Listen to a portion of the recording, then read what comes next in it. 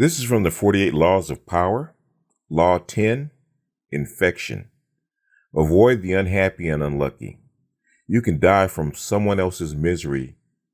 Emotional states are as infectious as disease. You may feel you are helping the drowning man, but you are only precipitating your own disaster. The unfortunate sometimes draw misfortune on themselves. They will also draw it on you. Associate with the happy and fortunate instead.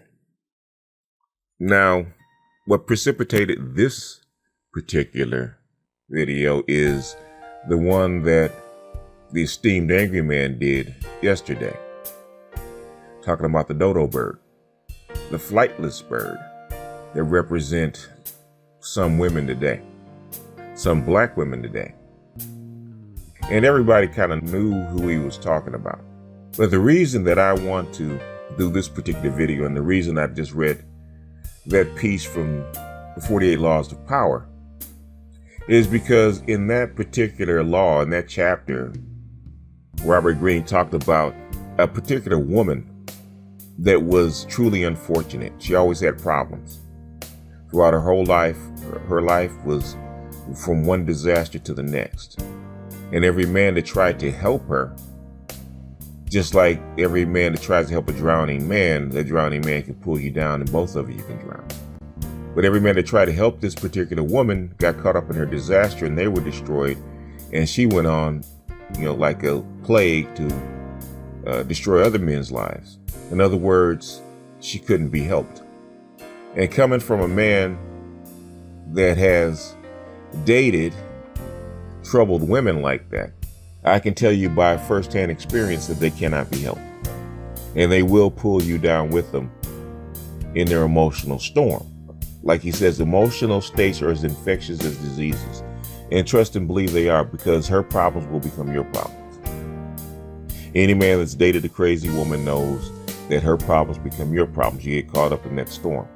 Just like if you try to jump in with a drowning man, his panic will pull you down. So how does that relate to this certain person? And it's really not about her. It's really about the men that surround her and why they do surround her. I was in Discord, Angry Man's Discord server, maybe a week and a half ago. And one of the Discord members, one of the Angry Man army, maybe one or two of them, they were talking about this particular lady, this particular YouTuber, and how even after the storm had passed and people were trying to, clean up the wreckage, they kept bringing news from, from that camp back here, back to the server, back to the men, and kept bringing it up. So I inquired, why do you guys keep this stuff going? Why do you guys still go to the page? Why do you guys still listen to the videos? And after some back and forth, they admitted that they liked her. They liked the person. They liked the woman.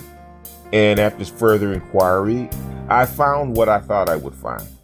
They thought that they could help her. They thought that they could change her.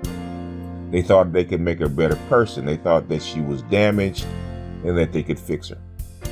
And there's a lot of white knight and a lot of black men, because a lot of black men come from damaged mothers and damaged females in their family.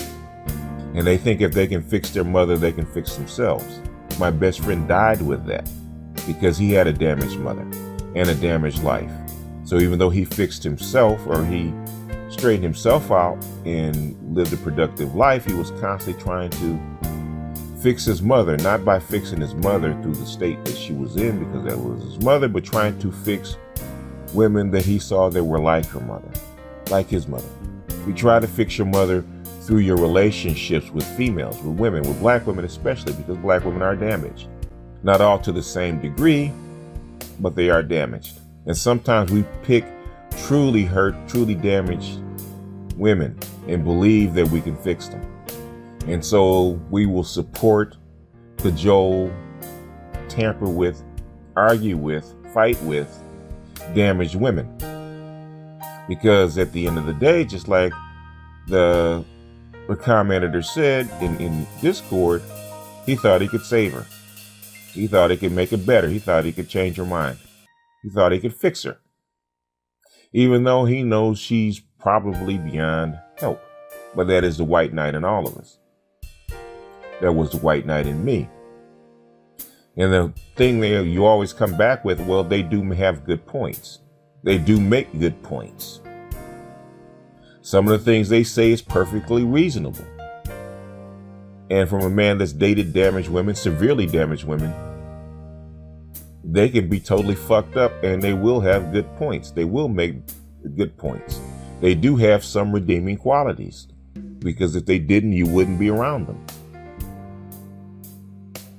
But that's what's subtle. You think that they just have an unfortunate life, that their life is screwed up. And if you could just change that, they would be a better person. That they will be a happy person, a redeemable person. And that's the trap. But that's also what makes them attractive. Men like to fix things.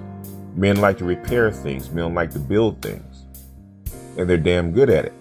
And there are a lot of women that men have taken, unlike women, that have taken and repaired women and repaired their lives and made them redeemable women.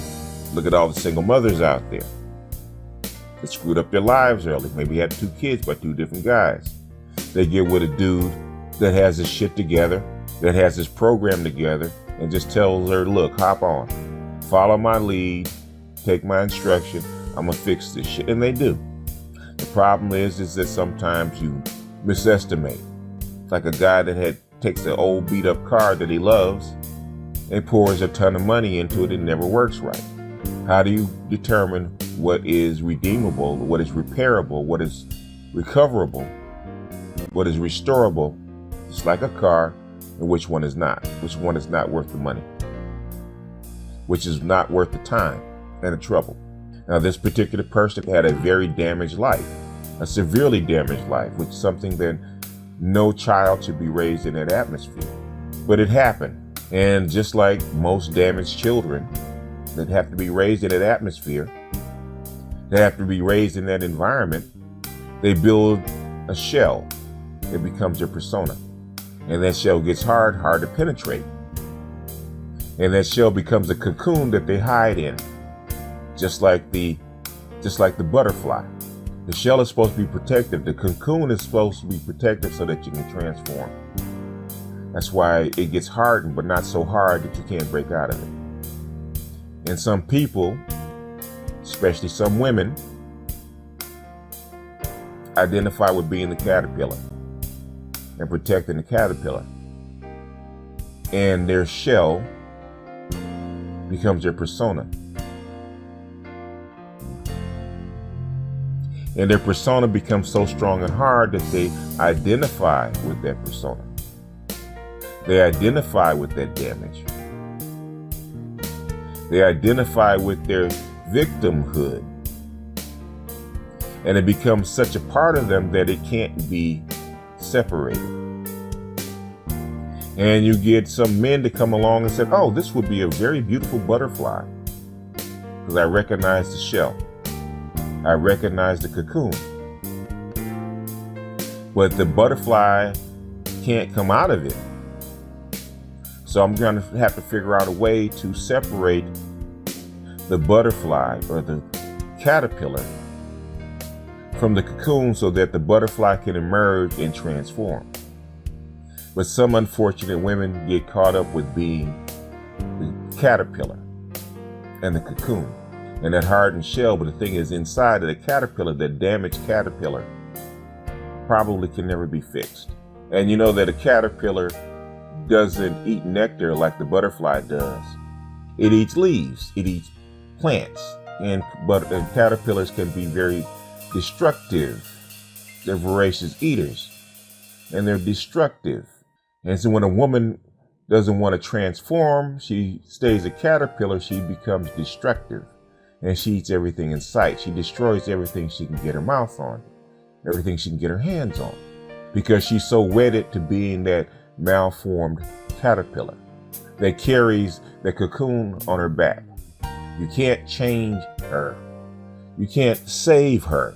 Those crazy women that you deal with, those destructive women that you deal with, those acidic women that you deal with cannot be saved. You can't save her. You can't fix a caterpillar that wants to stay a caterpillar. You can't fix a caterpillar that carries the cocoon on their back instead of entering into the cocoon and transforming.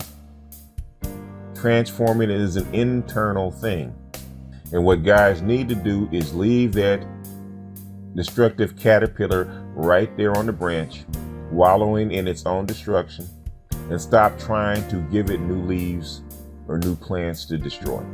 Damaged women cannot be helped, for the most part. Only women willing to transform can be helped.